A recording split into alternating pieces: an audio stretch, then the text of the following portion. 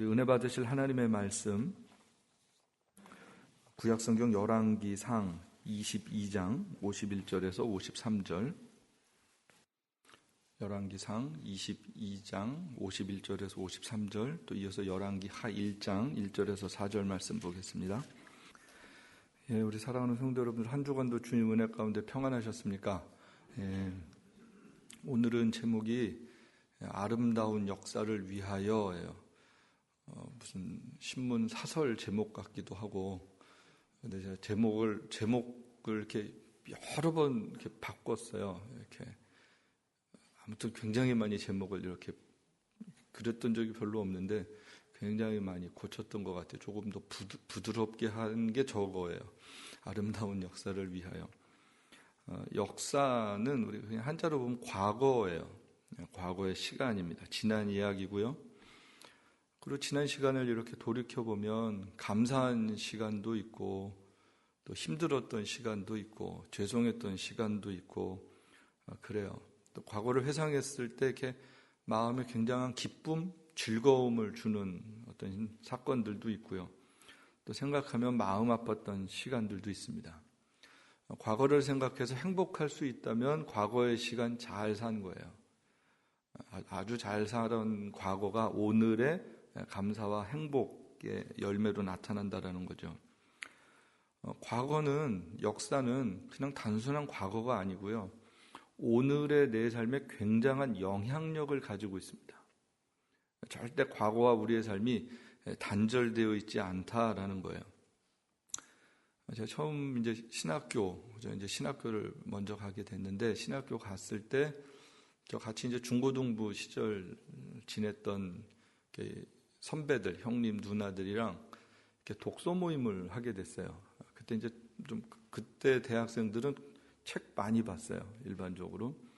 그래서 이제 그 형 누나들이랑 책을 보는 모임을 따라가서 이제 보게 됐는데, 저를 제외하고는 다 일반 대학을 다녔기 때문에 뭐 신학 서적보다는 그냥 일반 서적들을 가지고 이렇게 일주일에 한두 권씩 책 읽고 이렇게 토론하고 누가 발제하고 이제 또 피드백 주고 이런 모임이었어요. 그때 이제 책 보면서 굉장히 도전도 많이 받고 공부도 많이 했던 것 같은데, 그때 몇 권의 책이 지금까지도 저의 어떤 사고 체계라든지 학문적 소양을 갖게 되는데 큰 유익을 줬던 책이 몇 권이 있습니다. 그 중에 대표적인 책이 그 E.H. 카라는 분이 쓴 역사란 무엇인가라는 책이었어요. 처음 대학교 들어가서 봐서는 무슨 책인지 잘 모르는 책이에요. 조금 어려운 책이에요. 번역도 어렵고. 근데 이렇게 한두 번을 보면서 굉장한 이렇게 뭐라 그럴까요? 머리가 이렇게 뜨인다 그럴까요? 이렇게 열리는, 사고를 이렇게 하는 거구나, 글이라는 게 이런 거구나라는 것을 이렇게 아주 놀랍게 깨닫게 해주었던 그런 책이었어요. 근데 그분이 그 역사의 정의에 대해서 굉장히 반복적으로 이렇게 나오는 얘기가, 역사는 과거와 현재의 끊임없는 대화다라는 표현을 해요. 그러니까 역사는 과거와 지난 시간과 오늘의 지속적으로 대화하는 게 역사다. 그러면서 역사 관점, 역사와 역사를 쓴 사람들의 대화, 그냥 히스토리와 게시시테에 대한 역사, 굉장히 이렇게 처음 듣는 얘기들을 이렇게 써놨는데 그 의미들이 굉장했어요. 지금도 역사 그러면 저는 그 책과 그 문장이 떠올라요. 과거와 현재의 끊임없는 대화, 지속적인 대화. 오늘도 우리들이 이렇게 동료분들 만나서 교제하고 이야기할 때 보면 앞으로 이야기할 때가 많으세요? 과거 이야기할 때가 많으세요? 지난 이야기를 오늘 앉아서 같이 할 때가 많아요. 그러니까 그것만 봐도 역사는 뭐예요? 지난 우리의 삶과 오늘 내 시간이 만나서 이야기하고 있는 게 역사다라는 거예요. 또 지난 시간들 서로 이야기하면서 아유 그때 그랬어, 그러면 기쁘기도 하고 또 마음 상하기도 하고, 생각하면 속상한 일이 지금 또 속상한 거예요. 그렇죠? 옛날에 누가 나한테 되게 속상하게 했어요. 기분 나쁘게 했어요. 근데 이 지나간 일인데 오늘 얘기하는데 그때의 생각이 확 살아나면서 갑자기 기분이 나빠지기도 하고, 참 우리가 과거의 시간으로부터 자유롭지가 못해요. 근데 어떤 기뻤던 이야기는 들으면 또 굉장히 기쁘고 즐겁고 그렇습니다. 성경은 역사를 기록해 줬어요. 인류의 기원이 뭔가, 또 하나님께서 어떻게 창조하셨나, 이 하나님이 창조된 인간은 왜 언제 타락하게 됐나, 그럼에도 불구하고 하나님이 하나님의 백성들을 어떻게 역사 가운데 인도하셔서 오늘의 시간까지 오게 됐나, 하나님의 심판, 구원, 이런 것이 계속적으로 나타나는 이야기들, 사건들을 성경은 기록하고 있습니다.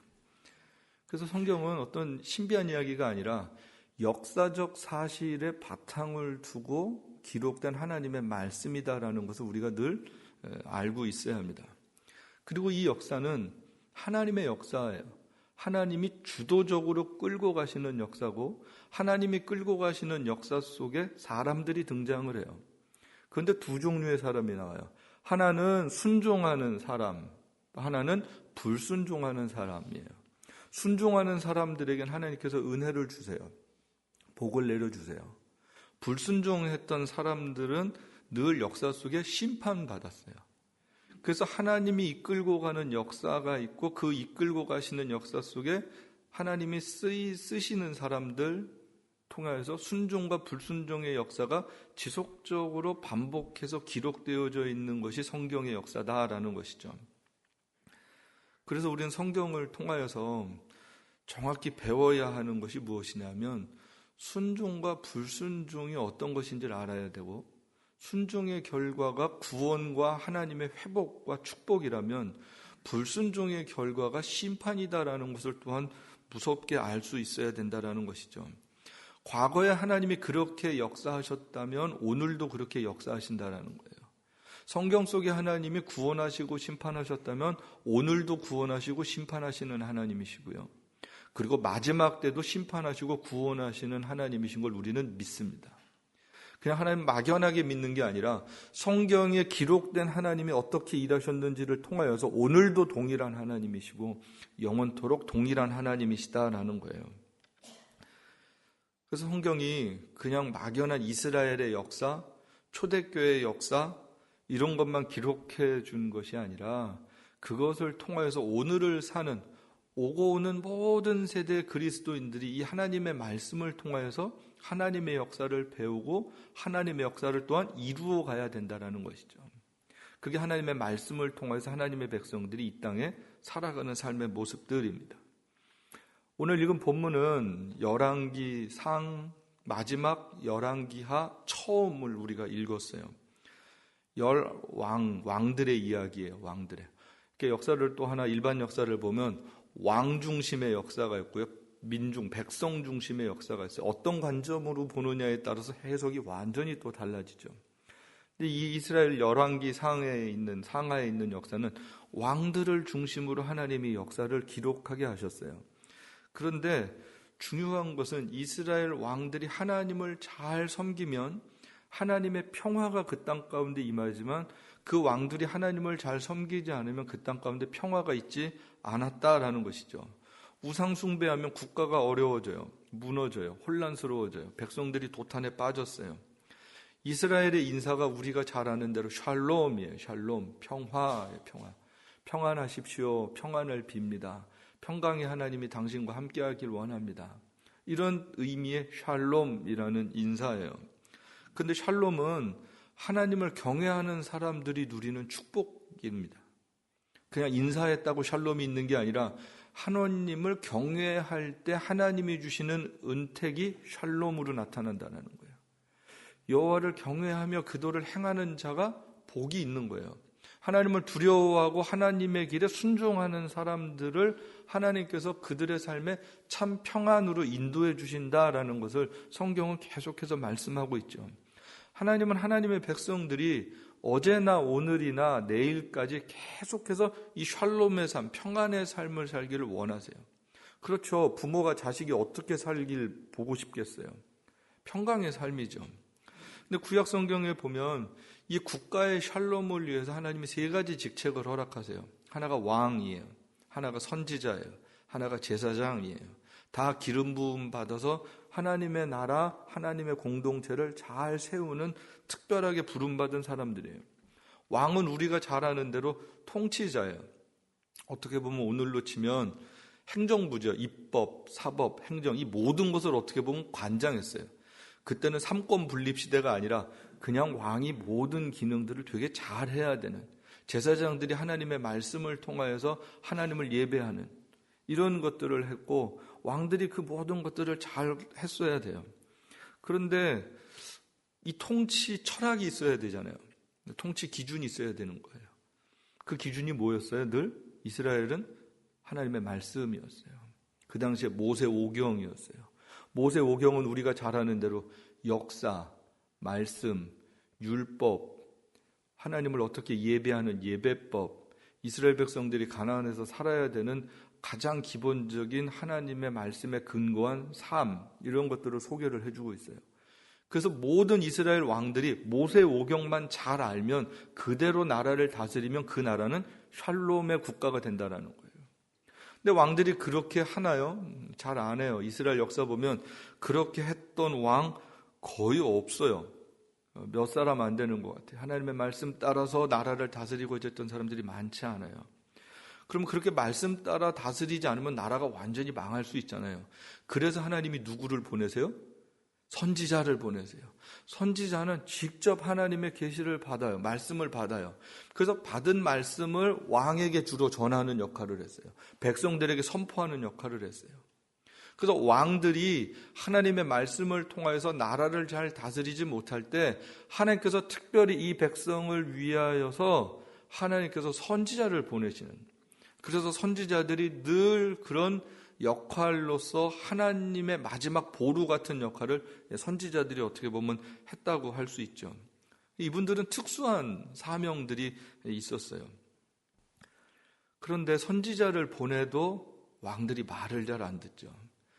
선지자 말을 제일 잘 들었던 왕이 누구예요? 다윗이에요, 다윗. 그래도 다윗은 늘 선지자가 얘기하면 하나님의 말씀으로 들었어요. 하나님의 음성으로 들었어요.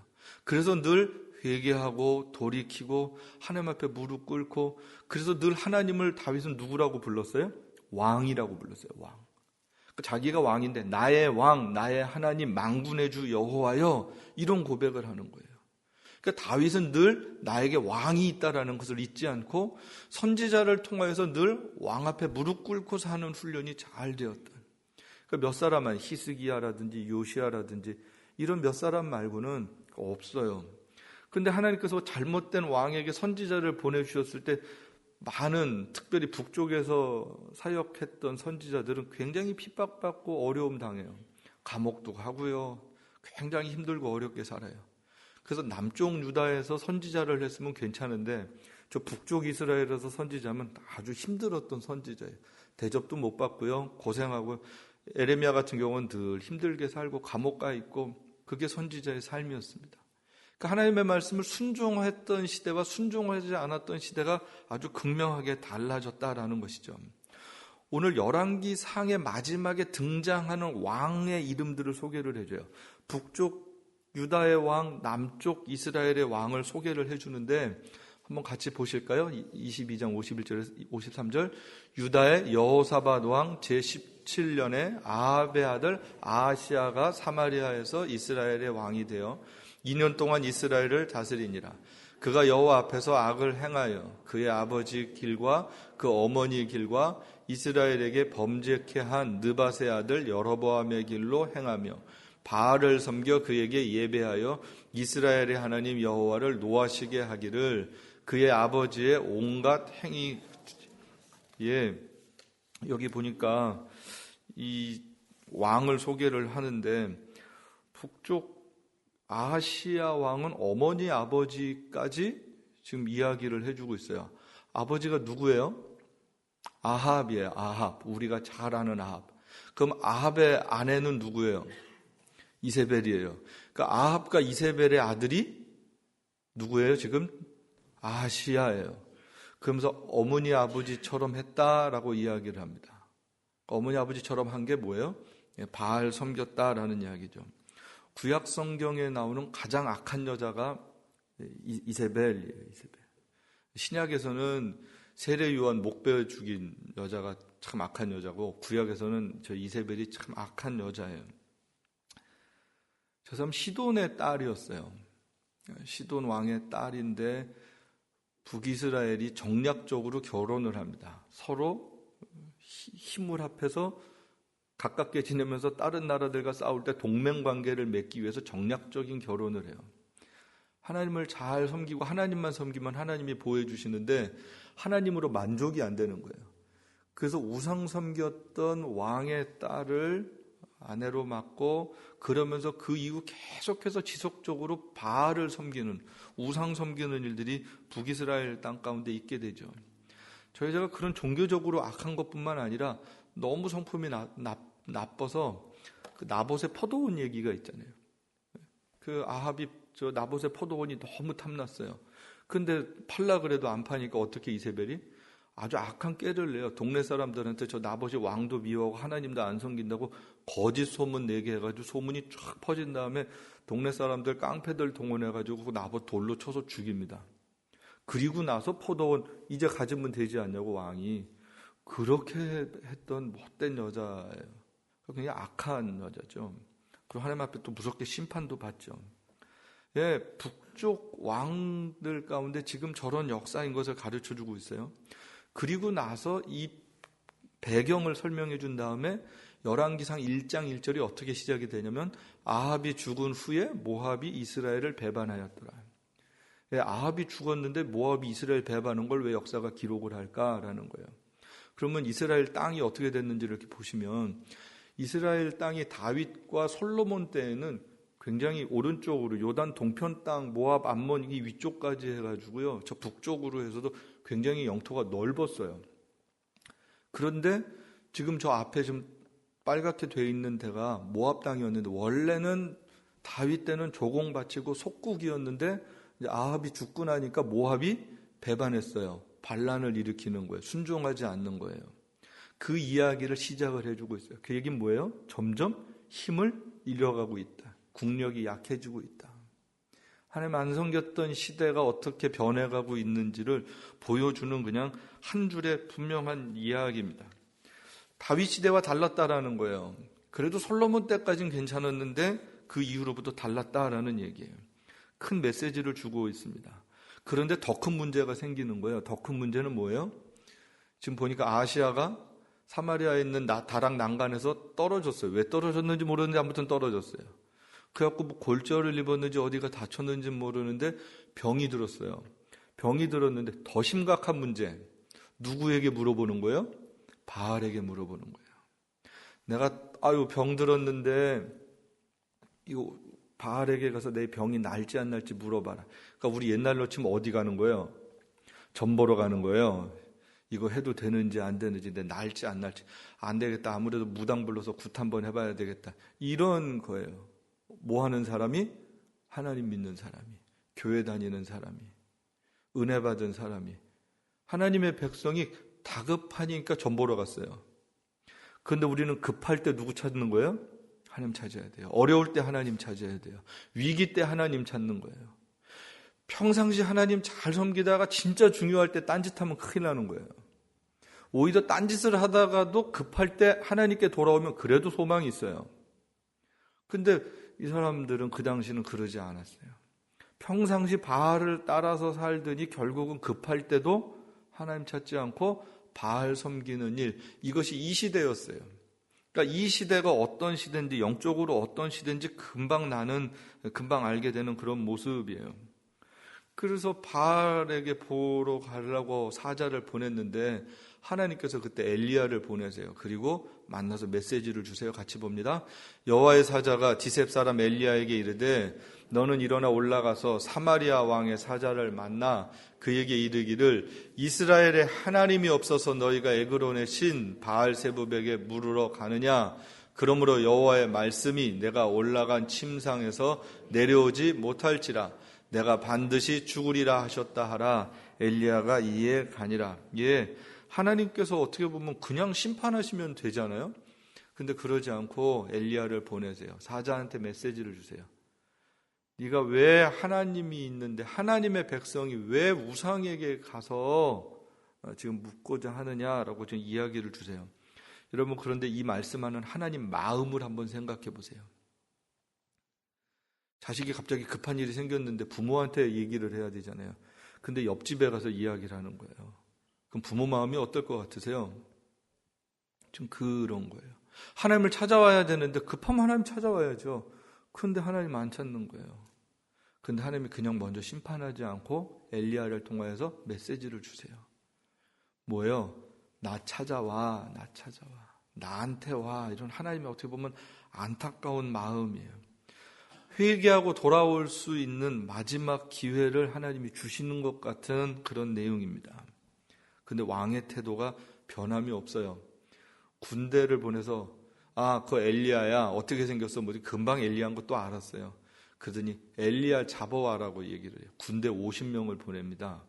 50명을 보내서 군대 장관이 가서 내려오라고 왕이 부른다고. 근데 엘리야가 무섭게 얘기를 해요. 내가 하나님의 사람이면 하늘에서 불이 내려올 거야. 그래서 정말로 불이 내려갖고 그 50명이 다 그냥 그 자리에서 하나님의 진노를 사는 일이 생겨요. 그쯤 되면 그 다음에는 어떻게 해야 돼요? 왕이 잘못했습니다 하고 와서 무릎을 꿇어야 되잖아요. 근데 두 번째도 또 군대를 보내요. 또 50명 보냅니다. 똑같은 일이 생겨요. 50명 또 죽습니다. 근데 진짜 회개 끝까지 안 해요. 세 번째 또 보내요. 근데 군대 장관이 지혜로웠어요. 첫 번째, 두 번째 죽은 거 다 알았어요. 나도 죽겠구나. 그러니까 이 사람이 어떻게 해요? 이 사람이 지혜로운 사람이에요. 무릎 꿇어요. 바로 무릎 꿇습니다. 두려워하는 거예요. 이 사람이 얘기를 해요. 우리의 생명을 귀히 여겨주십시오. 이렇게 얘기를 합니다. 생명의 주권자가 하나님께 있다라는 것을 안 거예요. 바알보다 하나님이 무서운 거예요. 엘리야가 무서운 거예요. 그래서 무릎 꿇어요. 그래서 이 사람 안 죽어요. 살아요. 그리고 하나님께서 엘리야에게 가서 이야기를 직접 전해라. 엘리야가 내려와서 이야기하게 되죠. 그 사람이 잘한 일은 하나님 두려워할 줄 알았다라는 거예요. 세 번째 사람은 참 하나님 두려워했어요. 이 시대에 뭐가 없어요? 하나님 두려워함이 없어요. 점점 하나님을 두려워함을 잊어버렸어요. 다음 세대들이 뭐 없는 거예요? 하나님 알아요. 그런데 하나님 두려워하는 걸 잊어버렸어요. 하나님 무서워하지 않아요. 하나님 경외하지 않아요. 너무 하나님이랑 친밀한 것처럼 스스로 착각을 해서 버릇 없어졌어요. 하나님 앞에 예배하는 거, 하나님 앞에 살아가는 거, 이런 부분들이 너무 약해졌어요. 어떻게 보면 마지막 북이스라엘 때와 크게 다르지 않은 모습처럼 나타날 때가 많은 것 같습니다. 15절에 하나님께서 엘리야에게 왕에 가서 이야기하라 그래요. 그리고 정말로 우상 숭배하면 죽는다, 반드시 죽을 거라 말씀하셨는데 정말로 그래서 15절에 죽게 됩니다. 하나님의 말씀대로 왕이 죽은 것을 역사가 기록을 해주고 있어요. 굉장히 어두운 역사예요. 그리고 나서 열왕기하 2장으로 넘어가면서는 계속해서 하나님이 그래도 이스라엘 백성들 가운데 함께하고 계신 역사를 보여주고 있어요. 엘리야 선지자에 대한 이야기의 마지막입니다. 하나님께서 이제 엘리야를 부르실 때가 됐어요. 근데 엘리야는 정말로 북이스라엘에서 아합이랑 그 이세벨과 영적으로 맞서서 버텼던 하나님의 유일한 사람 같은 큰 선지자였죠. 그런데 하나님께서 부르시는 거예요. 그 성경에 보면 죽음을 이 땅에서 보지 않고 불수레와 불병거가 나타나고 회오리 바람을 하나님이 들려 올라가시는 사건들을 성경이 기록을 해주고 있죠. 그럼 엘리야가 하나님께 부름을 받았으니까 이제 북이스라엘은 어떡하나. 근데 누가 이어서 그 사역을 감당하는 거예요? 엘리사가 나타납니다. 하나님께서 엘리사를 세우세요. 엘리사에게 같은 마음을 주세요. 오히려 더 큰 은혜를 구하죠. 나에게 갑절의 영감을 주십시오. 안 그러면 이 사명 감당하기 어렵습니다. 그런 은혜를 구하고 정말로 하나님의 엘리사와도 함께 하셔서 내가 너와 함께 한다라는 표적들을 보여주시죠. 엘리야의 옷을 자기 옷에다 꿰매서 물을 치니까 물이 갈라져서 건너가고 또 거기 있었던 기다리던 다른 선지자 생도들과 만나고 이제 본격적으로 또다시 엘리사의 시대가 하나님께서 엘리사를 통해서 이루시는 역사들을 보게 됩니다. 그러면서 하나님께서 첫 번째 사역을 2장 그 중간쯤에 소개를 해주고 계세요. 같이 봅니다. 엘리사가 이르되 새 그릇에 소금을 담아 내게로 가져오라 하매 곧 가져온지라. 엘리사가 물 근원으로 나아가서 소금을 그 가운데 던지며 이르되 여호와의 말씀이 내가 이 물을 고쳤으니 이로부터 다시는 죽음이나 열매 맺지 못함이 없을지니라 하셨느니라 하니 그 물이 엘리사가 한 말과 같이 고쳐져서 오늘에 이르렀더라. 예, 사람들이 왔어요. 여긴 터가 좋은데 여리고 쪽이었어요. 참 좋은 곳인데 물이 나빠서 토지에 소산이 없습니다 라는 이야기를 듣습니다. 엘리사가 하나님의 은혜를 입고 새 그릇 가져와라, 소금을 담아서 물의 근원에 가서 거기서 던지면서 이야기하는 거예요. 여호와의 말씀이, 여호와의 말, 내가 이야기하는 데가 아니라 누구 말씀이? 여호와의 말씀이 내가 이 물을 고쳤으니 라고 선언합니다. 누가 고치신 거예요? 하나님이 고쳤어요. 뭘로 고치셨어요? 소금으로 고치셨어요? 말씀으로 고치셨어요? 말씀으로 고치셨어요? 그럼 새 그릇과 소금은 어떤 의미가 있을까? 모든 물에 소금 뿌리면 물이 좋아질까요? 짜질까요? 지금 이 짓 하면 큰일 나요. 물에 가서 내가 소금 뿌려서 이 물 마시면 다 병 날 거야. 이러면 가짜예요. 이제 사이비들이 그러는 거예요. 하나님이 고치셨어요. 하나님이 말씀으로 고치셨어요. 소금과 새 그릇은 어떤 의미가 있을까요? 어떻게 보면 상징적인 제의적인 의미가 있어요. 이스라엘 백성들 새로워져야 되는 거예요. 이스라엘 백성들 병들었어요.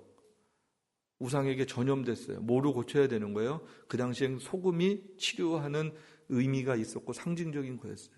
치료받고 새롭게 되는 하나님의 백성에 대한 그림이었어요. 무엇을 통하여서? 말씀을 통하여서. 하나님의 말씀으로 새롭게 되어야 할 이 북이스라엘 땅의 모습들을 어떻게 보면 하나님께서 상징적으로 보여주시는 그런 장면이었습니다. 예, 그러면서 공식적으로 엘리사가 이제 엘리야에 이어서 북이스라엘의 대표적인 선지자로 사명을 감당하기 시작하는 거예요. 백성들 가운데 나타났어요. 어두운 시대지만 하나님이 한 줄기 빛을 포기하지 않으세요. 예, 모두가 다 바알을 섬기고 우상 숭배할 때 하나님이 사람들을 그래도 끊이지 않고 보내시는 거예요. 끊이지 않고 교회를 세우셨고요. 끊이지 않고 말씀 사역자들을 보내셔서 이 시대가 어두움 가운데서도 빛을 볼 수 있도록 하나님이 역사하셨다라는 것이죠. 북이스라엘이라는 그 패역한 역사 속에서도 하나님은 아합과 오므리 왕조, 아하시야 이런 왕들이 계속될 때도 엘리야를 보내셨고요. 엘리사를 부르신 거예요. 그러면서 계속해서 사역하게 하시는 거예요. 그럼에도 역사가 어두워요. 그럼에도 역사가 슬퍼요. 그럼에도 역사가 아파요. 정말 아프고 슬픈 역사 하나를 성경이 여과 없이 우리들에게 소개를 하나 해주고 있습니다. 같이 보겠습니다. 엘리사가 거기서 베델로 올라가더니 그가 길에서 올라갈 때 작은 아이들이 성읍에서 나와 그를 조롱하여 이르되 대머리에 올라가라 대머리에 올라가라 하는지라. 엘리사가 뒤로 돌이켜 그들을 보고 여호와의 이름으로 저주하며 곧 수풀에서 암곰 둘이 나와서 아이들 중에 42명을 찢었더라. 예, 여러분 이 사건은 굉장히 충격적인 사건이에요. 아이들이 선지자를 놀렸어요. 여기 보니까 조롱했다 이렇게 돼 있어요. 선지자가 그래서 짐승을 통해서 아이들을 저주한 사건이에요. 그래서 아이들이 42명이 찢어졌더라 이렇게 표현을 해서 다 죽었어요. 여러분 이 본문만 딱 띄어서 보시면 불편하세요? 안 불편하세요? 굉장히 불편한 부분이에요. 예수님 안 믿는 사람들이 이 성경 들이대고 야 하나님이 사랑이라며 무슨 애들이 선지자 좀 놀렸다고 곰이 나와서 애들을 찢어 죽여 이게 말이 돼? 그러면 여러분 뭐라고 답하시겠어요? 우리 자녀들이 성경을 보다가 하나님 무서워 어떻게 애들한테 이럴 수가 있어? 요즘같이 휴머니즘 인본주의가 강한 시대에 이런 질문한다면 여러분 뭐라고 답할 수 있겠어요? 근데 성경이 이걸 기록을 해주고 있어요. 왜 기록한 거예요? 이 역사를 알라고, 똑바로 알라고, 왜 죽었는지 알라고, 앞으로 죽지 않으려면 어떻게 해야 되는지 알라고 기록해 준 말씀이죠. 여러분 그렇습니까? 우리 성경을 대하면서 우리 하나님을 믿으면서 가져야 되는 가장 기본적인 자세가 있어요. 하나님은 언제든지 거룩하시고 선하시다라는 거예요. 여러분 믿습니까? 하나님 선하시죠? 하나님 거룩하시죠? 거룩하신 하나님, 선하신 하나님이 하시는 모든 일이 선하시죠? 이 일도 선하신 거예요? 안 선하신 거예요? 선하세요. 우리가 이해가 되든 안 가든 상관없이 하나님 선하세요. 우리 이해 여부에 따라서 거룩하고 선하신 분이 아니라 하나님은 하나님 스스로 그냥 선하시고 거룩한 분이세요. 그 하나님이 사랑도 하시고 용서도 하시고 심판도 하시고 벌도 주시는 거예요. 여러분, 사랑하니까 벌도 주시는 거예요. 사랑하니까 심판하시는 거예요. 이 사건은 한번 가만히 여러분 생각을 해보세요. 이스라엘 문화, 역사, 성경을 한번 생각해 보세요. 모세오경을 생각해 보세요. 모세오경에서 애들이 어른한테 저렇게 놀리라고 가르쳐 주는 거예요? 안 가르쳐 줘요? 절대 그렇게 가르쳐 주지 않죠. 부모를 거역하면 어떡하라 그래요? 민수기나 신명기는? 그거 데려다가 성문에서 사람들이 돌로 쳐서 죽여라. 그게 율법이에요. 저번에도 제가 말씀드렸죠. 그러면 자식 돌에 맞아 죽지 않게 하려면 어떻게 해야 되는 거예요? 잘 가르쳐야 되는 거예요. 잘 가르쳐야 되는. 신앙교육 똑바로 해야 되는 거예요. 예절교육 똑바로 시켜야 되는 거예요. 지금 저 자식들 신앙교육 똑바로 받은 거예요? 안 받은 거예요? 안 받았죠? 선지자인 거 알아요? 몰라요? 알죠? 왜 몰라요? 물이 달라졌는데 그 소문이 나죠? 모르지 않아요? 알아요. 어른이에요. 저렇게 했다라는 건 그 시대 패역함에 대한 대표적인 모습입니다. 애들이 잘못한 거예요? 부모가 잘못한 거예요? 얘기해 보세요. 쟤들이 지금 잘못한 게 행동은 저렇게 했는데 저게 누가 잘못한 거냐고요? 부모가 잘못 가르쳐서 애가 죽은 사건이에요. 저거 냉정하게 생각하셔야 돼요. 저기 하나님의 애들한테 아니요. 부모들이 잘못한 것에 대한 열매예요. 부모의 역사의 산물이 자식들에게 나타난 아주 무서운 사건이었습니다. 자식 죽었다고 슬퍼할 수 있을 것 같으세요? 두려워해야 될 것 같으세요? 굉장히 두려운 사건이에요. 어떻게 하나님이 나한테 이럴 수 있어? 하소연도 못하는 사건이에요. 저걸 지금 성경이 기록을 해주고 있어요. 두 번째 역사서를 기록하면서 열왕기하에 앞부분에 선지자 이야기 나오면서 멋진 이야기 나오다가 갑자기 저 얘기 나오는 거예요. 물의 근원이 바뀌어서 토지가 솟아날 나고 새로운 생명의 역사가 일어날 때 아직도 패역한 인간들의 뿌리 가운데 있는 우상숭배와 하나님을 경외하지 않는 역사 한 토막을 소개를 해주고 있는 거예요. 하나님은 살리시기도 하지만 하나님 죽이시기도 하시는 하나님인 거예요. 새 생명을 주시는 하나님이시기도 하지만 심판하시는 하나님이시기도 한 거예요. 이 역사를 너무 선명하게 보여주고 있는 장면이 무섭게 두렵고 떨리게 열왕기하 2장에 나오는 이 말씀입니다. 하나님이 어떻게 이럴 수 있어? 예, 그러실 수 있어요. 누구 때문에? 부모들이 자녀들, 다음 세대들 신앙교육 잘 안 시킨 결과가 저렇게 나타나는 거예요. 내가 잘못하고 하나님한테 하소연하는 거예요. 하나님한테 화풀이하는 거예요. 우리의 몫이었습니다. 어떻게 보면 1장에 나왔던 왕이 무례하게 선지자에게 해서 하나님을 경외함이 없이 해서 50명, 100명이 참 두렵고 떨리게 하나님의 심판을 받았던 것처럼 42명의 어린아이들이 어떻게 보면 곰에게 찢겨 죽였던 사건은 포기하지 않고 사랑하시는 하나님의 마음, 어떻게 보면 아픈 마음을 우리들에게 또한 보여주고 있는 역사입니다. 예, 이제 말씀을 다시 마쳐요. 맨 처음에 말씀을 드린 역사가 무엇인가? 역사가 뭐라고요? 과거와 현재와 끊임없는 대화라고요. 우리가 성경 역사를 보면서 오늘 우리 신앙들을 점검할 수 있어야 합니다. 하나님의 역사를 통해 하나님 경외하는 것을 절대로 잊어버려서는 안 되는 거죠.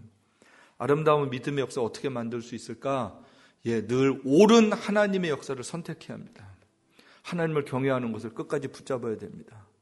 그래야 아름다운 역사 이어갈 수 있어요. 아름다운 역사 우리를 통해서 다음 세대에 물려줄 수 있는 겁니다. 전 우리 교회 우리 성도들이 이 아름다운 역사를 이어갈 수 있길 정말로 기도합니다. 그게 정말 큰 축복이에요. 아름다운 신앙의 역사, 아름다운 예배의 역사를 이루어갈 수 있는가? 이번에 청소년 수련회 가서 청소년들에게 제 마지막 날 몇 친구들에게 물어봤어요. 이번 수련회 좋았어? 이렇게 물어봤어요. 좋았대요. 그래서 제가 뭐가 좋았어? 이렇게 물어봤어요. 그럼 애들이 뭐 이게 좋았어요, 저게 좋았어요 얘기를 하거든요. 그 중에 하나가 이렇게 얘기를 했어요. 하나님이랑 조금 더 가까워진 것 같아요. 13살짜리가 이렇게 얘기했어요. 12살인가 13살인가요. 하나님이랑 조금 더 가까워진 것 같아요. 그 말을 듣는데 굉장히 기쁘더라고요. 감사하더라고요. 하나님이랑 조금 더 가까워졌다. 예, 하나님의 역사 안에 있는 그런 아이 같아 보였어요. 여러분은 어떠세요? 하나님이랑 매일매일 가까워지고 계세요? 아니면 멀리 계세요? 여러분, 매일매일 가까워지는 역사의 한 페이지를 매일 기록하며 살 수 있는 저와 여러분 되시기를 주님의 이름으로 축복합니다.